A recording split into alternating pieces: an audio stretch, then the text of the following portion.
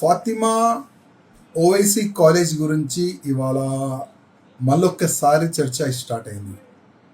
చర్చ ఎందుకు స్టార్ట్ అయిందంటే తెలంగాణ హైకోర్టు మెజిస్ట్రేట్ గారు కామెంట్ చేసినారు, ఎవరైనా ఈ ఫాతిమా కాలేజ్లో అడ్మిషన్ తీసుకోవాలంటే కొద్దిగా ఆలోచన చేసి అడ్మిషన్ తీసుకోండి. ఎందుకంటే దానిపైన ఆల్రెడీ ఒక కేసు పెండింగ్ ఉన్నది. ఒకవేళ ఓవైసీ అగ్నిస్ట్ ఆ కేసు చూసేస్తే మళ్ళా చాలా వరకు పిల్లలు రోడ్డు పాలవుతారు. అందుకోసం ఎవరైనా అడ్మిషన్ తీసుకోవాలంటే జాగ్రత్తగా అడ్మిషన్ తీసుకోండి అని హైకోర్టు మెజిస్ట్రేట్ గారు ఒక కామెంట్ అయితే చేసినారు. ఇవాళ మనం చూస్తున్నాం తెలంగాణలో చాలా వరకు ఎఫ్టిఎల్ ల్యాండ్ చుట్టుపక్కల కట్టిన బిల్డింగ్స్ కానీ చిన్న చిన్న హౌసెస్ కానీ దానిపైన హైడ్రా అధికారులు బుల్డోజర్ తోని మొత్తం డిమాలిష్ చేస్తున్నారు. పెద్ద పెద్ద బిల్డింగ్ కూడా డిమాలిష్ చేస్తున్నారు.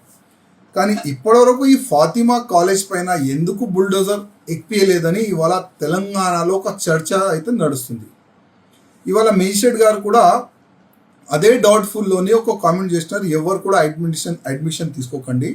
ఒకవేళ ఓవైసీ అగ్నిస్ట్ ఒకవేళ కేసు అయితే మళ్ళీ చాలా వరకు పిల్లలకి ఇబ్బంది అవుతుందని మెజిస్ట్రేట్ గారు అయితే కామెంట్ చేసినారు. మంచిదే.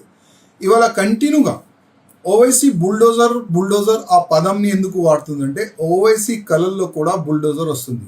ఎందుకంటే ఓవైసీకి తెలుసు ఎఫ్టిఎల్ గవర్నమెంట్ ల్యాండ్ని కబ్జా చేసి ఫాతిమా కాలేజ్ నేను కట్టినానా ఆయనకే తెలుసు. ఇవాళ లేకపోతే రేపు 100% బుల్డోజర్ ఎక్కుతుంది, ఆ కాలేజ్ డిమాలిష్ అవుతుంది. ఒకవేళ రేవంత్ రెడ్డి గవర్నమెంట్లో కావచ్చు, లేకపోతే మావోలు సరిగ్గా ఉంటే వచ్చే సమయంలో బీజేపీ గవర్నమెంట్ రావచ్చు. ఒకవేళ బీజేపీ గవర్నమెంట్ వస్తే ఓవైసీ కాలేజ్ పైన కాకుండా ఓవైసీ ఇంటి పైన కూడా బుల్డోజర్ 100% ఎక్కుతుంది. అదే కాకుండా దారు సలాం పైన కూడా బుల్డోజర్ మేము ఎక్కిపిస్తాం.